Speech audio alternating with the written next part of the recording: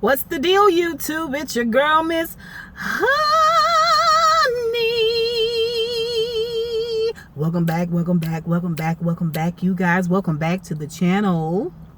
This is Real Housewives of Potomac. A quick recap of what went on last night. A little discussion, a little review, a little bit of everything. If you are new to my channel, go ahead and hit that subscribe button and that little bell right next to it. You don't want to miss anything. Go ahead and give me a thumbs up. Do it right now before you forget. And always remember to share this video. And you know a non-negotiable is talking about it in the comments down below. Please don't forget to leave me a comment. Let's talk about the Real Housewives of Potomac. I can't remember the name of this episode, but of course it will be in the description bar. This episode gave us a lot of good content this week, as it normally does. I stand by my love for the Real Housewives of Potomac and the and Married to Medicine in comparison to Real Housewives of Atlanta. We just get a lot more content. We get a lot more meat to chew on, and I always enjoy it. We get to see all the ladies in the opening montage with their families and doing things. We get to see Gizelle and Robyn get together. And of course, Robyn wants to unload all of the tea that happened at Chris's 40th birthday party between Ashley and Robyn and Moniqueand Robyn in that discourse. And Gizelle is eating and she is just like, tell me more. Give me more tea. Give me more stuff to talk about, you know. Meanwhile, she mentions every hue ever so briefly. She only mentions it really, really briefly. Like something is up with that makeup line. Something is up. You know, I don't know if she just had like a bunch of stuff mass produced and when she sell out of it, she'll order some more. Like, is it Mary Kay like or what's going on? We don't know because she never really goes in depth at all. All right, about this every hue line. But let's move on because she's moving on. She's also writing a book. So we get to see Gizelle go meet with her ghostwriter. And they talk about the book. And Gizelle is trying to put the book out there like it is a work of fiction, but it's loosely based on her life. Basically, she's trying to tell the whole story of what went on, but she's not taking ownership of it. That's really what that means, okay? Gizelle decides that she's going to sit down and talk with Karen about her butthole behavior at Karen's full press conference.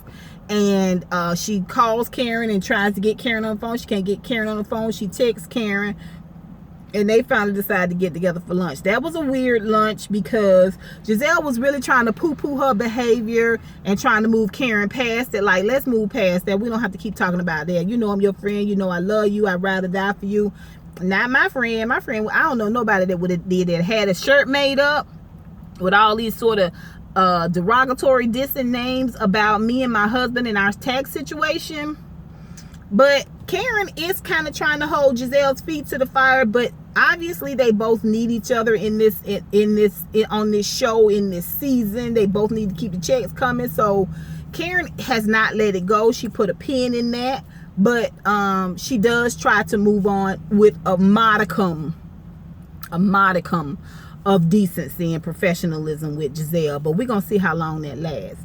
And you know, so she invites Karen to the garden party, and Karen mentions at that dinner that Gizelle needs to be real careful about divulging stuff about people because it might come back to bite her, right?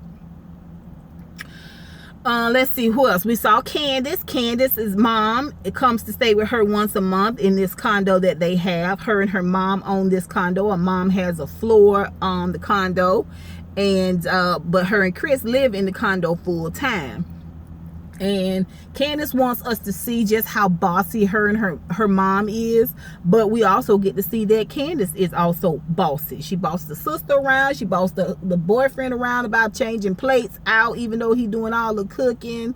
You know what I'm saying? He's already pulled the plates out. She was like, no, I think we need to have square plates. Just like her mama is trying to tell her what kind of dress to wear. The fact that the mom want to walk her down the aisle and bump her daddy, if her daddy is still living, bump her daddy.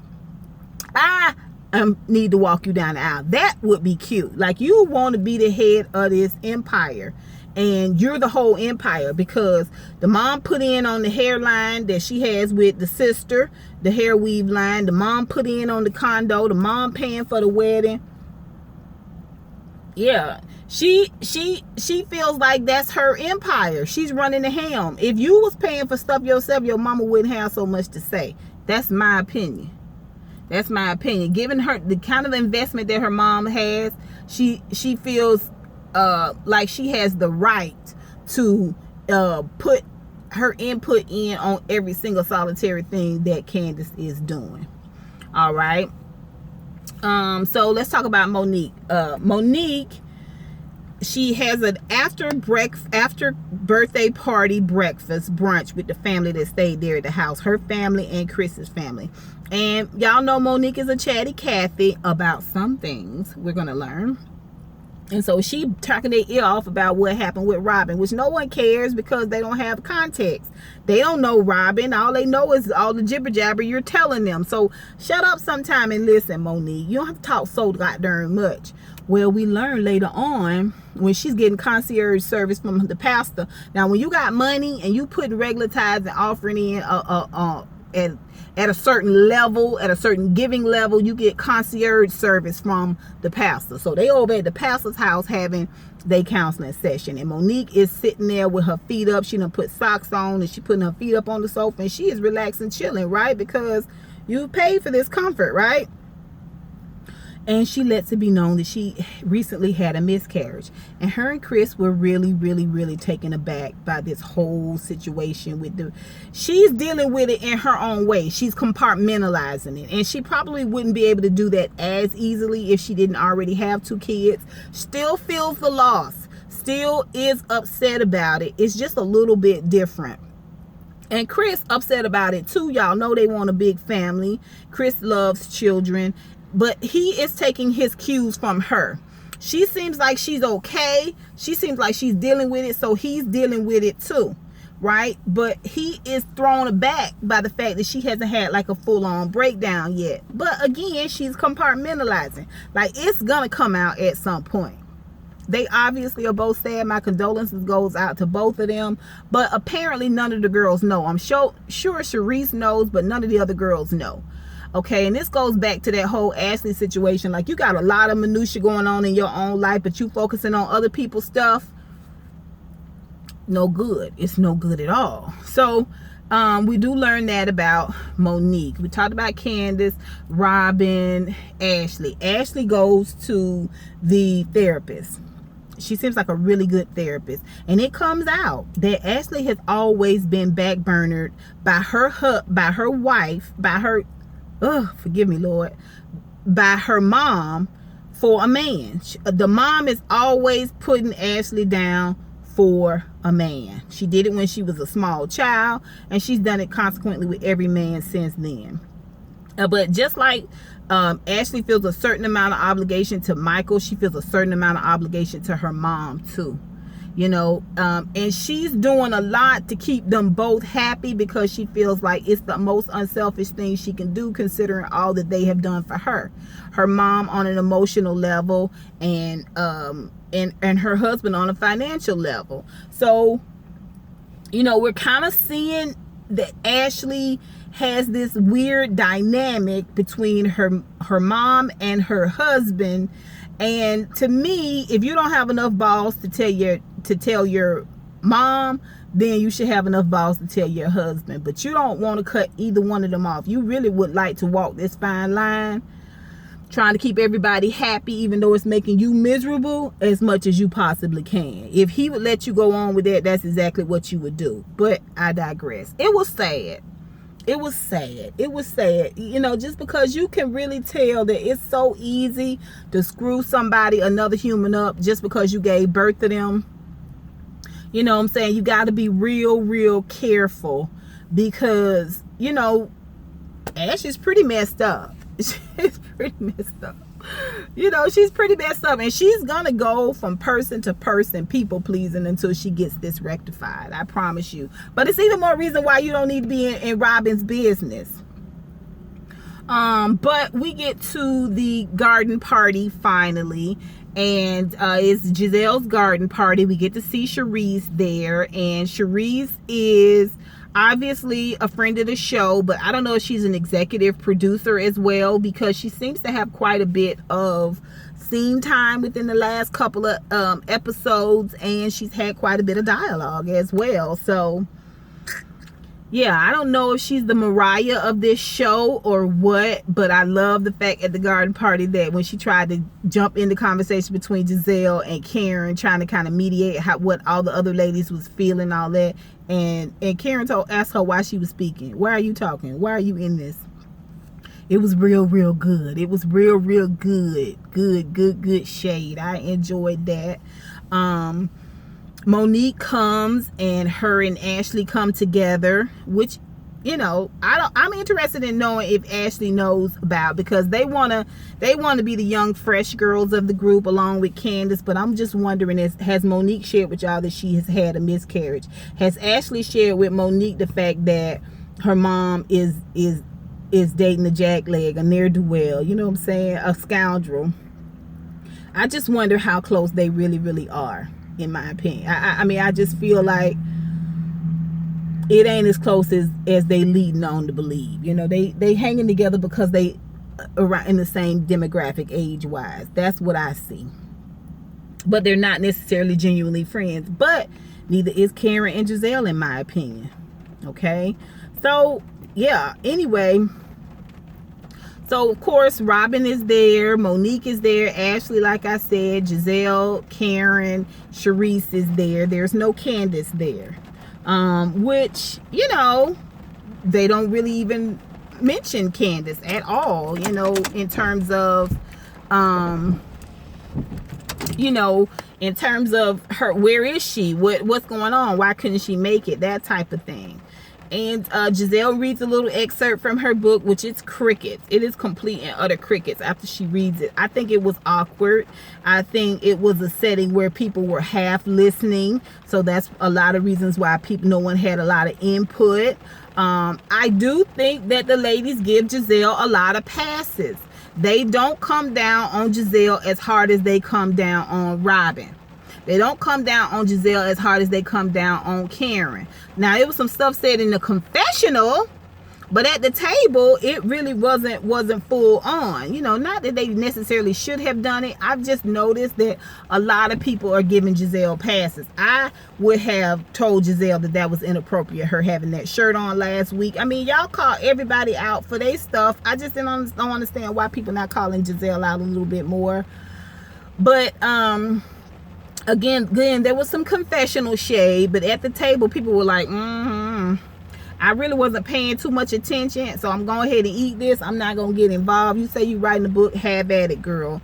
Meanwhile, Gizelle decides after she reads the excerpt, ladies, we're not having fun anymore. And Karen was like, I agree. Let's talk about what's going on, the conflicts that's going on. Well, we could have talked about the conflict that was going on with you and Karen too. But see, you kind of tried to mend that and take care of that away from the ladies, even though you shaded her in front of the ladies, right? Okay. All right, Gizelle, I got my good eye on you. But she want to bring up Ashley's situation with Robyn. And Robyn is frustrated. You can tell that she is frustrated. All right. And Ashley starts to talk about the things that went on with her and her mom and all of that. And again, the ladies are kind of half listening.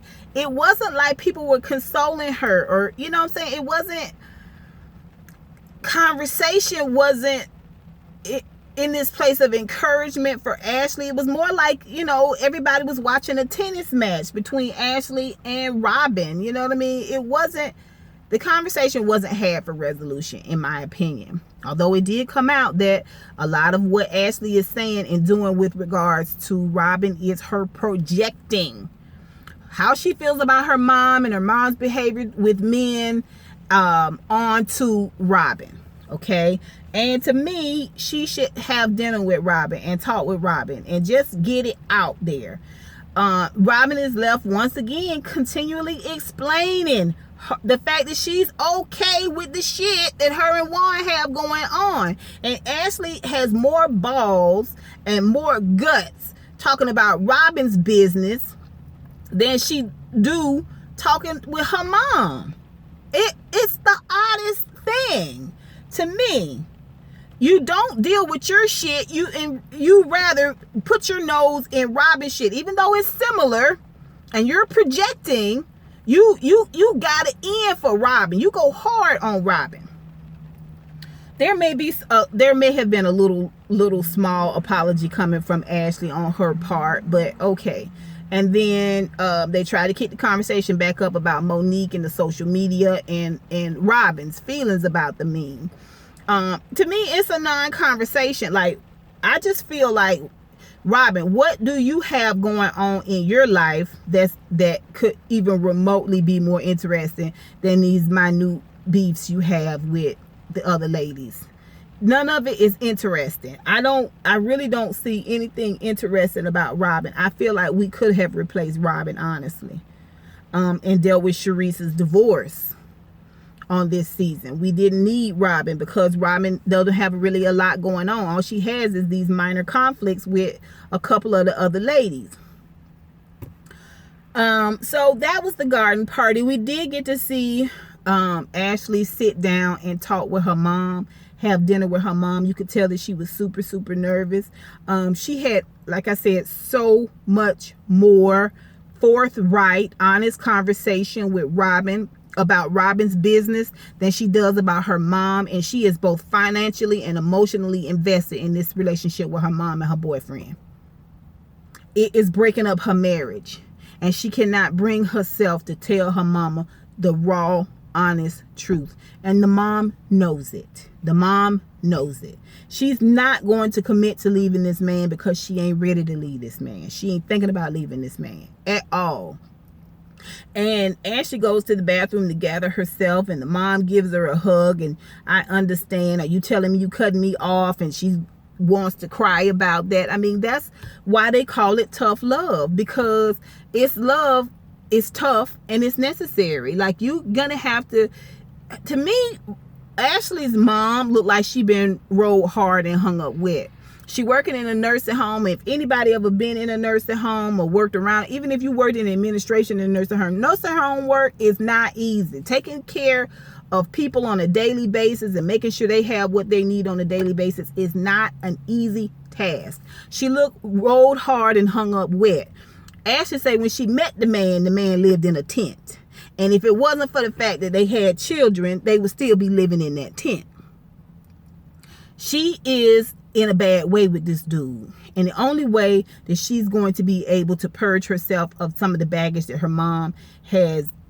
she and her mom have built together is she gonna have to cut her off. Now, I don't know that she should cut her off for Michael, because he got his penis on out here on Grindr, on international Grindr. You know what I'm saying?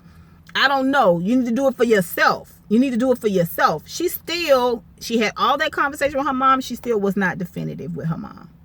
And it just makes me sad. It makes me sad because it's no different to me than dealing with somebody that has addiction issues. Like, what you want for them, you want it so bad, but they got to want it for themselves. And I don't think her mama really wants it. I think her mama is definitely playing her. I think her mom is working her. She knows how much Ashley loves her.